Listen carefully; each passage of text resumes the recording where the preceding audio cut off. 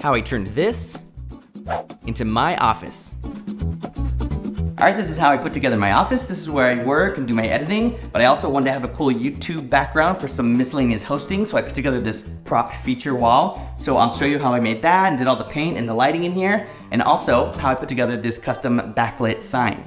Alright, so this is a pretty straightforward room. The most notable feature is that it has very high ceilings, and I knew that for shooting YouTube videos in here, I was going to want really even lighting spread across the ceiling that I could control with different color temperatures.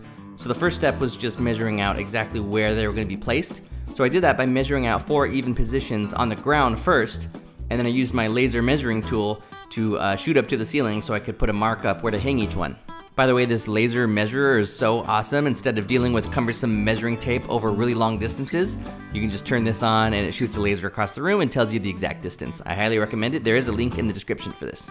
So to hang the lights, I use these pendant light sockets. This is a 2-pack, and they're really nice. They're threaded fabric on the outside. So I attached the cord straight to the ceiling and just kind of bundled them together so they could run down the corner of the wall together. I just used these cable clips. I actually had a bunch left over from when the cable guy was here, but you can buy a pack of them. Or to avoid putting holes in the walls, you can use these stick-on cable clips, which I like a lot better. I use them everywhere, but they're not quite as heavy duty. And then to make it all the way down the wall to the floor and to the outlets, I just bought these 2-prong extension cords to the exact length that I needed because I never like having a bunch of excess extension cords bundled up around the room. Alright, so like I said, I wanted these lights to be remote controlled. I wanted to be able to dim them and control the color temperature. But the first brand that I bought was really cheap.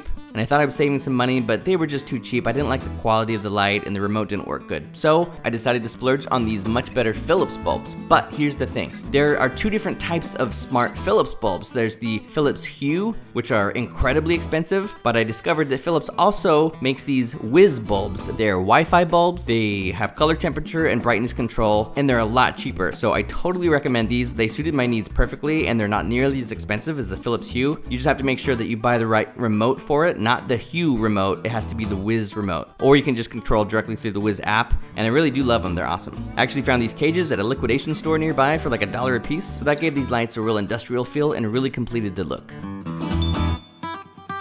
Okay, moving on to paint. I wanted to paint this office the same color as my last office, but the ceilings are so high I didn't want to go all the way up.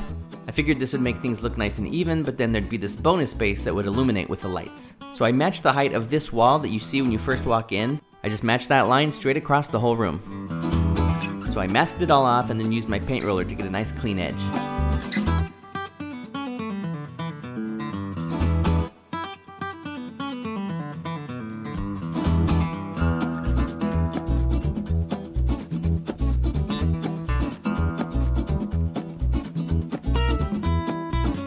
I painted this trim piece black, but what I did was just paint over the edges. That way, once it dried, I could come back and do a very straight line with the gray. That was a lot easier. This is right when I noticed that the new can of paint that I bought did not dry the same color as the original can of paint, which is really annoying because it was the same exact color from Home Depot. If you follow my Instagram, you already saw this back in October, but I had bought the first can in Pasadena, but then I just needed a little bit more for the final touch-ups and finishing the trim, and the new can that I bought here just didn't match. So I ended up doing an entirely new coat across the whole room to make it even and just to finish this off. Alright, I could finally focus on the actual arrangement of the office itself, and then I moved on to the prop display.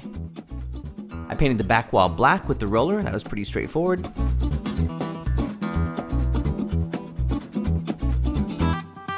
Alright, for the shelves, I bought this wood. These are 2x8s. And then I just had to cut them to the exact width of the space they're going in. So there we go, 2 pieces for each shelf. To hold the shelves up, I made these supports that will go into the wall on either side. These are just 1 by 1.5 inch. And then I drilled these pilot holes using a tapered drill bit. These are awesome because not only will it drill the hole, but it will make a little notch so that the head of the screw will sit flat once you screw it in. Then I stained them using the same color as I've done all the shelves in the house. This is Provincial by Minwax. So these go on both sides of the wall so the shelves can just sit on them. I didn't need to use drywall anchors because I'm not putting anything too heavy on here. And it's really as simple as that. Then I just set all the boards on here. They're not even attached, they're just sitting on top.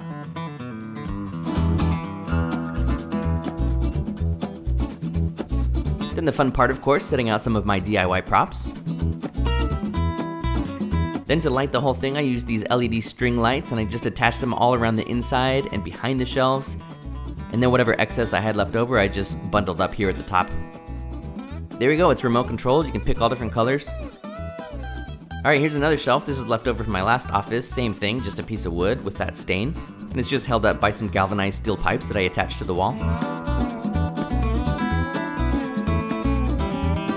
I've got a lot of my most used tools and DIY stuff here instead of it all going in the garage. And then I replaced all of the gold hardware with matte black. For the knobs, I just used a high-performance black spray paint. And then here's a cool trick. If you have some loose screws like I did on these door hinges and they're not fitting in tight, you can stick a wooden toothpick into the hole, then put the screw in, snap it right off, and it will be nice and snug. Alright, so the custom dust film sign. I already had these metal letters. They're from Anthropologie originally. At the last house, I had these attached directly to the wall, but this time I wanted to mount them on a wood backing, so I used an old pallet that I got from a neighbor. So I just stripped it all the way down to all the individual slats and took out all the old nails and staples. Once I had all the pieces, I just put them together and then figured out what arrangement I wanted.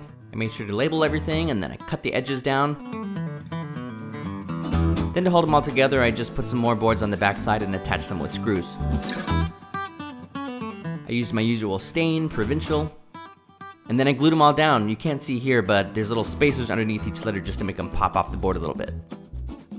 Then so it could be backlit, I used these LED string lights around the back. I had these left over from the old house, but I just hot glued these all the way around the back edge.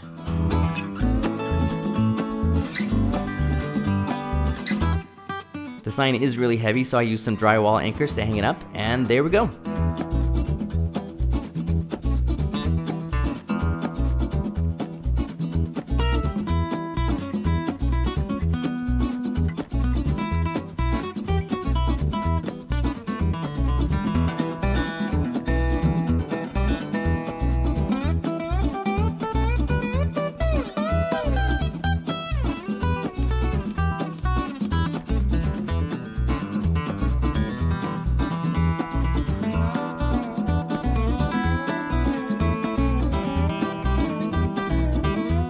Alright, thanks for watching. Let me know if you have any questions about any of this stuff, and in the next video, I'm going to show you how I put together our entertainment room and the karaoke nook.